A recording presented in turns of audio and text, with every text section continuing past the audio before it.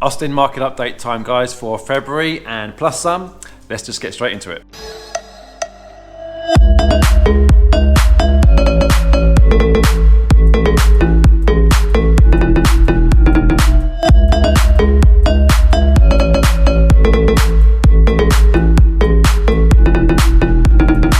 Alright, so let's dive in. So you're familiar with seeing this graphic up on screen here.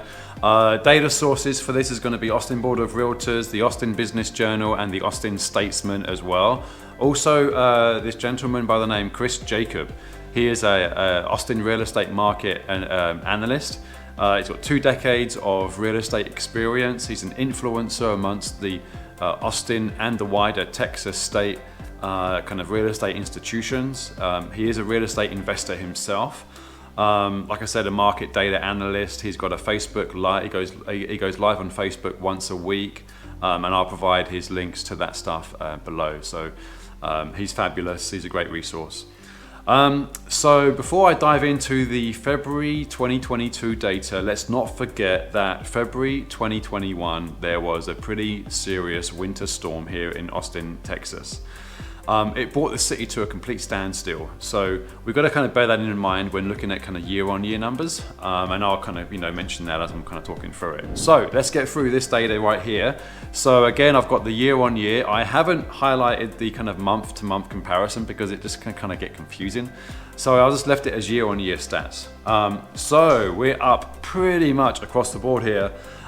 Median sales price is up. We're just shy by $5 on that 500 median sale price, record-breaking price point there. Closed sales is up, new listings is up, right? This is the 10% number that I mentioned before. So, where it's comparing it to the February of last year, well, the city pretty much slowed right down. So let's not celebrate that too much.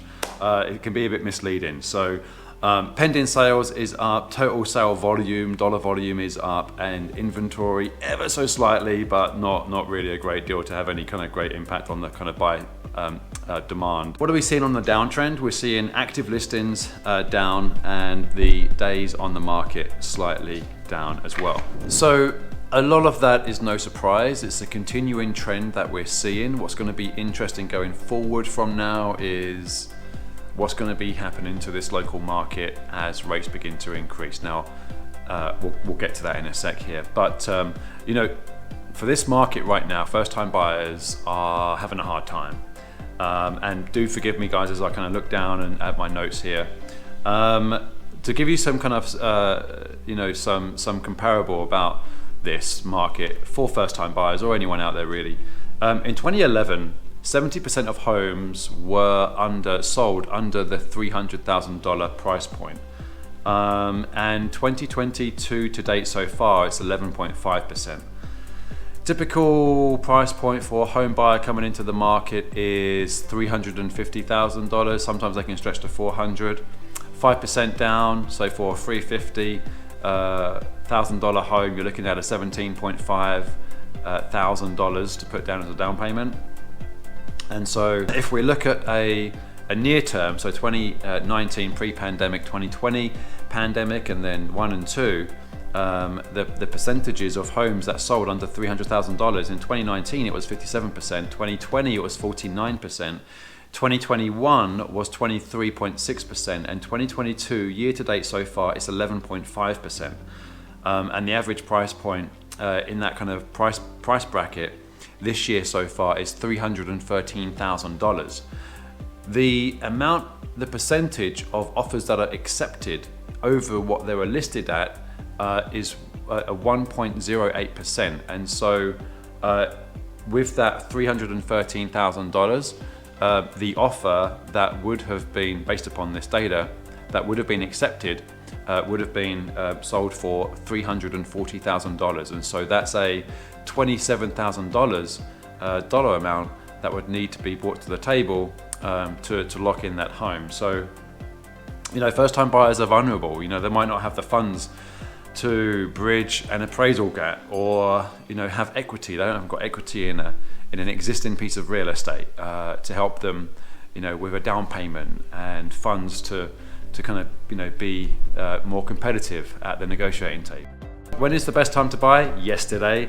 When is the next best time to buy it? Today or tomorrow? There are no deals out on this market. I want to make that really clear.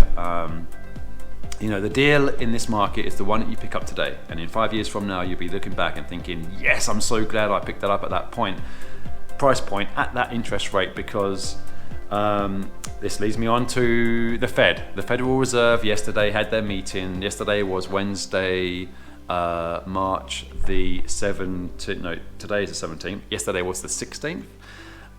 And the announcement was made on the rate increases. It's going to be 25 basis points for the federal funds rate increase, and there's going to be expected 7 more rate increases throughout the year. So the rate increases are expected to be between 5 and 7, and 11 in total over the next 2 years.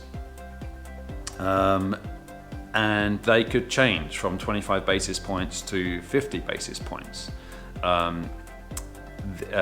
Jerome Powell was reluctant to put any statements around how many rate increases and by how much, because there's a lot of variables in the market right now and things can change rapidly.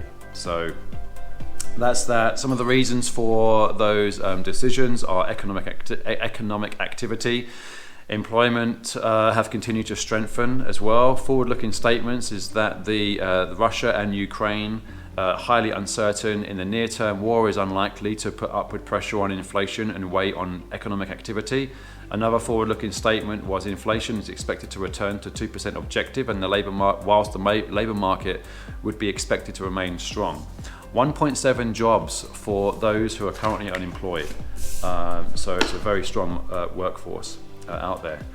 On interest rates, moving on, what is the interest rate increase impact to purchasing ability? So as the prices appreciate and the rates increase, monthly payments increase in the range of like $200, $300. It does depend on your tax rate, on what area in Austin you are in, but it has a fairly substantial impact on the monthly payment. In the description below, I have a breakdown and a walkthrough on at a price point, at a particular lending rate. I think I use 4.25 and a 4.5. What are the scenarios? There's 3 scenarios. One of them is by the house appreciating by 10% and what impact that has on a monthly payment.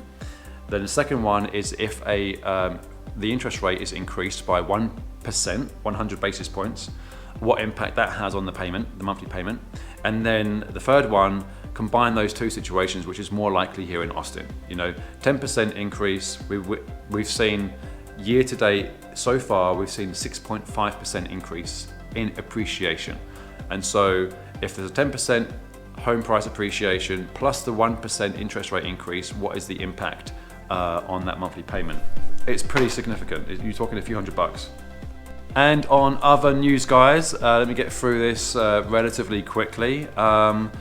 So residential real estate, the 3D printed home that was showcased in South by Southwest just recently last week.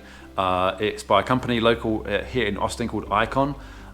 They've dubbed it House Zero. It's on East Austin. It's 2,000 square feet, 3 beds, 2.5 baths. Also had an ADU, an auxiliary dwelling unit, that was about 350 square feet, 1 bed, 1 bath, and it's pretty amazing. So, a statement from the founder of that company here. He says, in the future, neighborhoods and towns and cities are going to be built by robots if we want. That future is faster and more affordable and more sustainable and more beautiful. And this house is meant to sort of be an icon for that future. Pretty awesome. There's another article from Austin Business Journal about the 3D printing. There's a company called ABOR, and it plans to manufacture robots for it in Florida. Target is 1,000 homes built in 2 years and 400 printers built and in production by 2027. Typical house timber frame is about a 7-month build time. So that's the future. Also, let's see here, Travis County. So they did have a program that was initiated March the 1st. And it was a program that was offering up $9.2 million to help with rental and mortgage payment assistance started and launched on March the 1st and had to end it and pause it. Actually, they've stated on March the 8th, and that was due to there being an absolute unexpected demand of 4,500 applicants coming in with applications, and those applications allow you to have up to 3 months worth of assistance based upon the average rent price point for that particular area. So current status is it's paused. Don't know when it's going to be unpaused. Don't know if there's going to be any funds reallocated to that. So that's pretty much that. There's some commercial real estate stuff here. So Blackstone subsidiary plans to acquire, build out 631 square feet of warehouses in Round Rock. Blackstone is one of the largest investment managers in North America. It's their real estate arm that's kind of focused on this, and it's all about kind of the last mile logistics on delivery. That's the focus there. Williamson County is continuing to explode in terms of population and companies moving into that region as well. A couple of comments here. There's a business park that's coming into Georgetown that's going to attract a modular home builder manufacturer. Yay to modular homes. They're in Europe and they need to be here. More of them. While Titan Development is building 3 business parks in Georgetown and Hutto, which have already attracted tenants, including an electric vehicle supplier and water treatment company. And there's a data center that's coming to Pflugerville, which is Skybox. And that's going to be providing some jobs there in Georgetown, Pflugerville as well. Guys, that is it. Give me a call, text, email if you have any questions about any of this content, and I'll be happy to answer them for you. Until next time, take care, stay safe. Bye-bye.